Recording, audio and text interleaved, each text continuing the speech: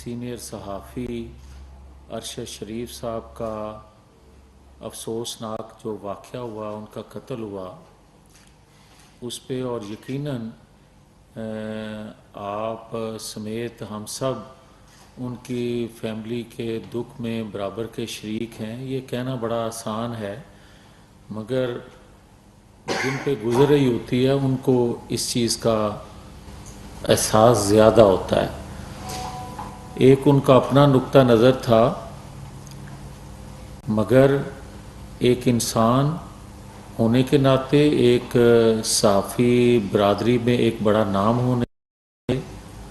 ہم سب کو آج اس چیز کا دکھ ہے، اور کینیا کی حکومت اپنے تئیں انویسٹیگیٹ کر کے ایک رپورٹ، ایک اپنا جو انالیسز ہے وہ دیں گے، اور ہم بطور حکومت کے بھی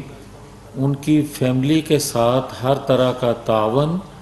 اور ان کی تسلی کے لیے ہر طرح کی انویسٹیگیشن کروانے کے لیے تیار ہیں اور پابند ہیں۔ کوئی بھی پاکستانی ہو، کسی بھی جگہ اس کا اس طرح کوئی حادثہ ہو، تو میں اس کے بعد گزارش کروں گا کہ پچھلے ایک دو دن پہلے آسما جہانگیر کانفرنس میں ہمارے ایک انتہائی قابل احترام، بے باک، نڈر، بہادر اور انصاف فراہم کرنے والے ادارے میں پوری قوم کی ایک امید کہ انصاف فراہم کرنے والے اداروں میں ایسی آواز، طاقتور آواز جو ہے، اس سے پوری قوم کی توقعات،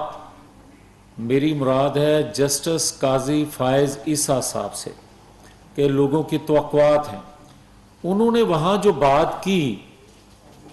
انہوں نے کہا کہ اداروں میں بیٹھے لوگوں پر نام لے کر غلطی اگر ان سے کوئی سرزد ہوئے تو بات کی جا سکتی ہے، مگر اداروں پر تنقید نہیں چاہیے ایز ادارہ۔ ہمیں اس بات سے حوصلہ ملا، پوری پاکستانی قوم کو حوصلہ ملا، اور جو اداروں پر تنقید کرتے تھے ان کو ایک پیغام ملا۔ ہم پہلے دن سے اداروں میں بیٹھے لوگوں سے آئین قانون سے ماورا غلطیاں جو ہوتی تھیں ان پر نشاندہی کرتے تھے، بات کرتے تھے، مگر یہ بھی ایک حقیقت ہے کہ اداروں میں بیٹھے لوگوں سے جو غلطیاں ہوئیں ان کا حوالہ دینے پر بھی دانیال عزیز اور طلال چودھری نااہل ہوئے، اور دوسری طرف ایک شخص ایسا لاڈلا جو اداروں سمیت اداروں میں بیٹھے لوگوں پر نہ صرف تنقید بلکہ ان کی تصحیح کرتا رہا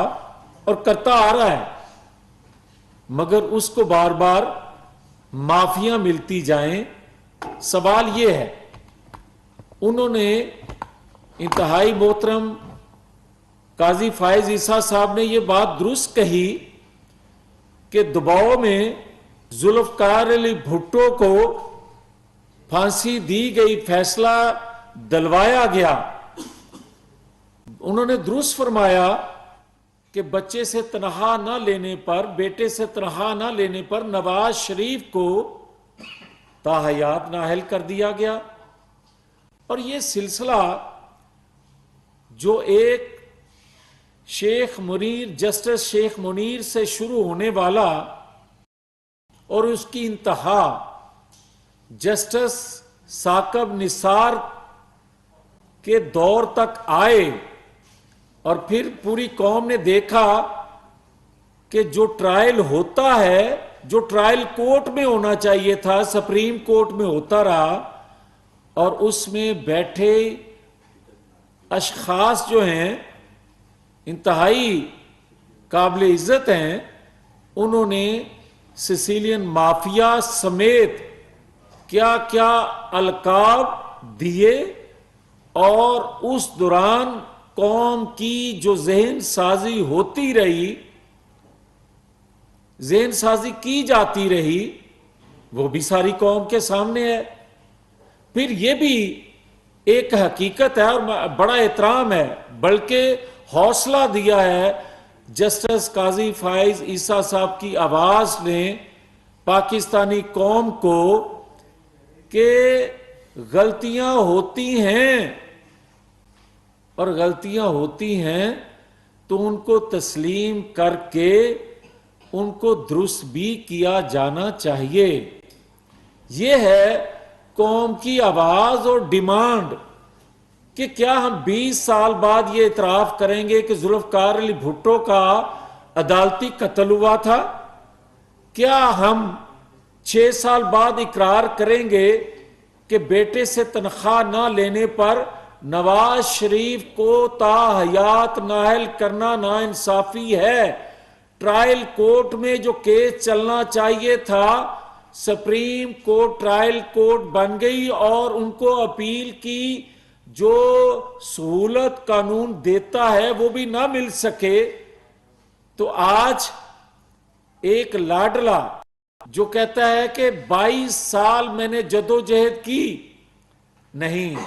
22 سال اداروں میں بیٹھے لوگ اس کی پرورش اور اس کو پروان چڑھاتے رہے، اور پھر بھی وہ نتیجہ نہ دے سکا۔ مگر 22 سال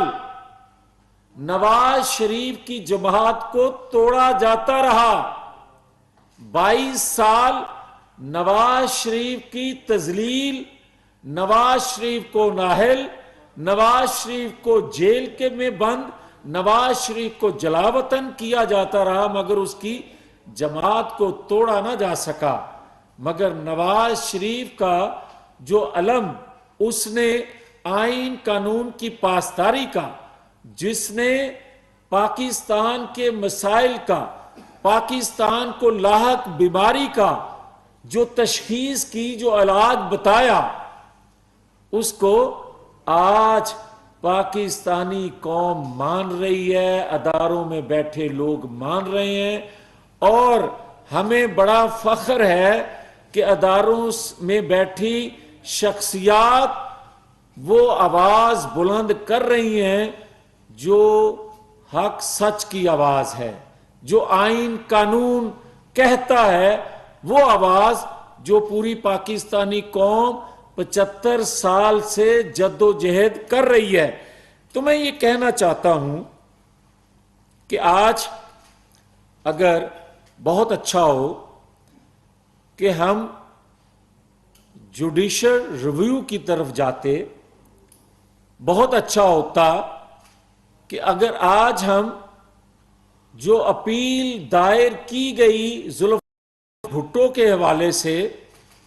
اس پہ فیصلہ آئے، بہت اچھا ہو جو 7 سال سے پینڈنگ ہے نواز شریف کی اپیل، اس پہ بھی فیصلہ آئے۔ بہت اچھا ہو اگر 22 سال سے جو بے لگام شخص لاڈلا بار بار اداروں پر حملہ آور ہوتا ہے، اداروں میں بیٹھی شخصیات پر حملہ آور ہوتا ہے، اس کو بھی نوٹس کیا جائے تاکہ دوبارہ کوئی اداروں کی تضحیک نہ کر سکے۔ اور میری بڑی احترام سے گزارش یہ بھی ہے کہ ہم ہمیشہ یہ کہتے آ رہے ہیں اور سنتے بھی ہیں، بعض اوقات اچھی آواز سننے کو ملتی ہے، اور ہم بڑے معترف ہیں اس بات پہ کہ اس اداروں میں بیٹھے تمام لوگ نہیں، کچھ لوگوں سے غلطیاں ہوتی ہیں مگر ادارے بدنام ہوتے ہیں، اور کچھ لوگ بڑے بڑے فیصلے بھی کرتے ہیں، جس طرح شہید جسٹس سیٹھ وقار، جس طرح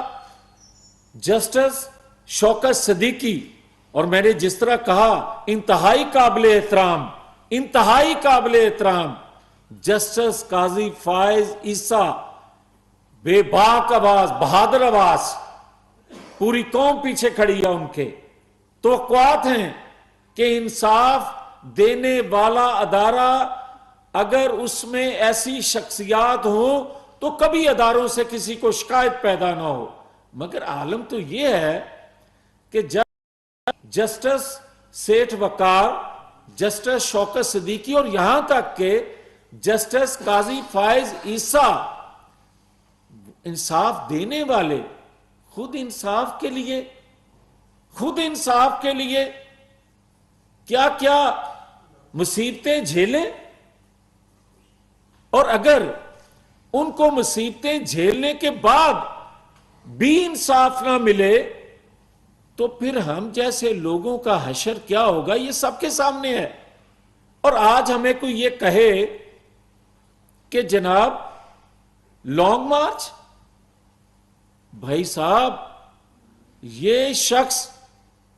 جس کے پیچھے سے صرف سہولت کاری کم ہوئی، کوچ نے اپنا کام دکھانا تھوڑا کم کیا تو نااہلی پر کہتا رہا، پکارتا رہا پوری قوم کو کہ باہر آؤ باہر آؤ۔ چند درجن لوگ باہر آئے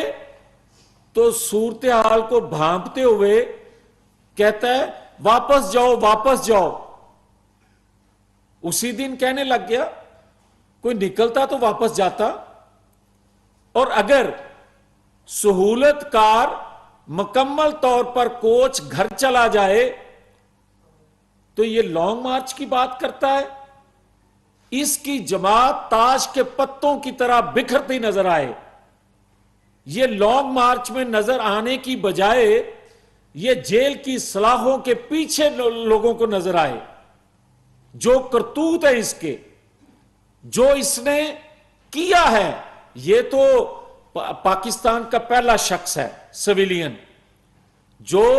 سویلین لوگوں کے متعلق دن رات کرپشن کے جھوٹے بیانات دیتا تھا، لوگوں کو چور ڈاکو کہتا تھا۔ اس کی سہولت کاری ہوتی تھی، اس کو کوئی نوٹس نہیں کرتا تھا، مگر خود پہلا سویلین ہے، 75 سالوں میں پہلا سویلین ہے جس پر کرپشن ثابت ہوئی، چوری ثابت ہوئی۔ مگر آج تک اس سے پہلے جتنے سویلین ہو گزرے، کرپشن کے، غداری کے چارجز بڑے آسان ہوتے ہیں لگانے، لگتے رہے، مگر آج تک کسی پر کوئی چیز ثابت نہ کی جا سکی۔ یہ واحد بندہ ہے جس پر الزام بھی کوئی اس سے پہلے نہیں لگاتا تھا، صرف کہتا تھا چیک کر لو اس کو، چیک نہیں کوئی کرتا تھا۔ اس کو صادق اور امین ثاقب نثار نے ڈکلیئر کیا، اور آج ثاقب نثار کا چہرہ دیکھیں،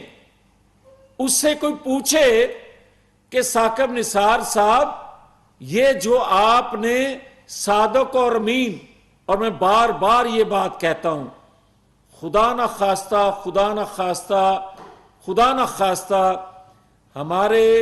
جذبات، دینی جذبات جو مجروح ہوتے ہیں اس لفظ سے، وہ اس لیے کہ یہ انبیاء اکرام رسول کریم صلی اللہ علیہ وآلہ وسلم کے علاوہ کوئی صادق اور امین نہیں ہو سکتا۔ اور جس بد کردار کو ثاقب نثار کہتا رہا کہ یہ صادق اور امین ہے، اور اس کی چوری آج تھوڑی سی کوچ نے قوت اس کی کم ہونے کی وجہ سے آج یہ اس کی ثابت ہو گئی ہے۔ ابھی تو منی لانڈرنگ کیس باقی ہے، فیصلہ ہونا چاہیے۔ ابھی تو اس کے کرپشن کے کیسز موجود ہیں، فیصلے کیوں نہیں آتے؟ یہ کہتا ہے کہ عام لوگ، چھوٹے چور کو سزا ہوتی ہے، تو چھوٹا چور بھی ہے جو چائے کے سیٹ لے جاتا ہے، جو واٹر کی بوتلیں، پانی کی بوتلیں بھی اٹھا کر لے جاتا ہے، چھوٹا چور بھی ہے اور اربوں کا چور بھی ہے۔ جس کیٹیگری میں فٹ ہوتا ہے تو دونوں شکلوں میں جیل میں ہونا چاہیے۔ مگر آج بھی اگر تو باہر پھر رہا ہے تو آپ تو کہتے تھے نا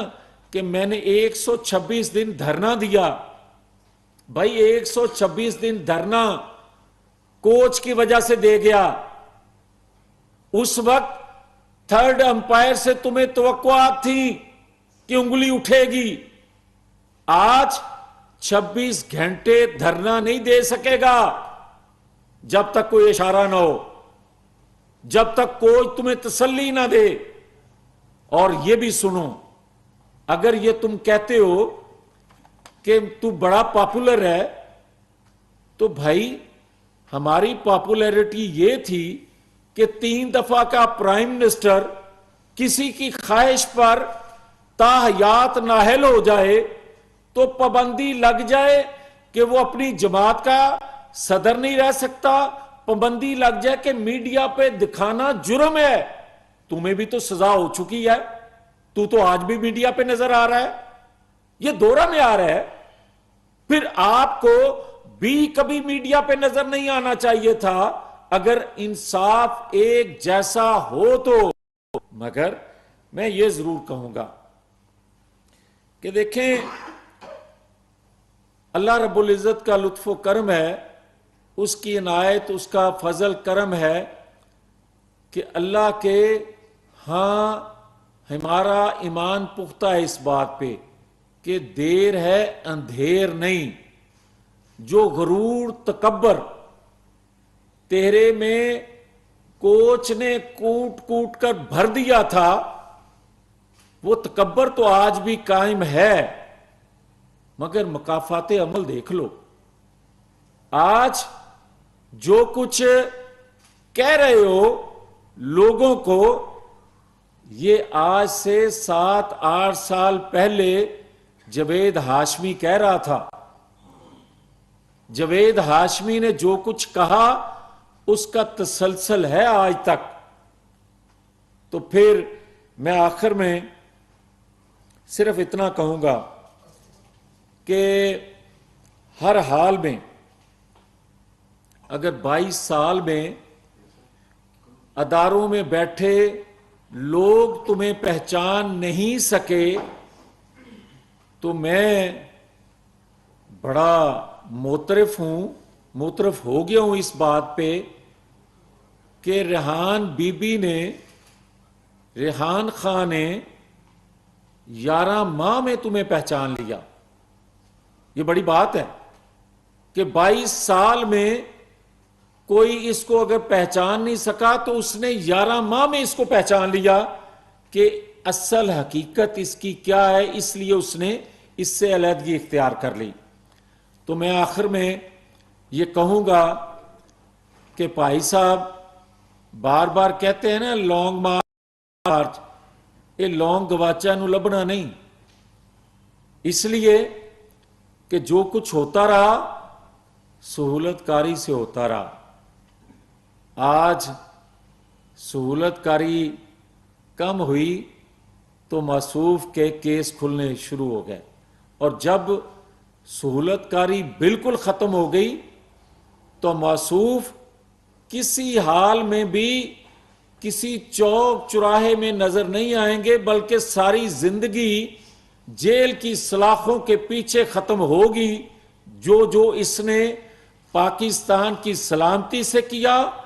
جو کچھ اس نے 4 سالوں میں پاکستان کی معیشت کو تباہ کیا، جو کچھ اس نے سائفر، ابھی تو بے شمار وہ چیزیں ہیں جو قوم کے سامنے نہیں آ رہی۔ جب ایک ایک کر کے وہ چیزیں سامنے آئیں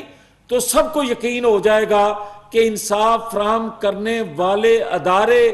जब आजादाना तौर पर जो कहते हैं काजी फायज ईसा, जो कहते हैं जस्टिस शौकत सदीकी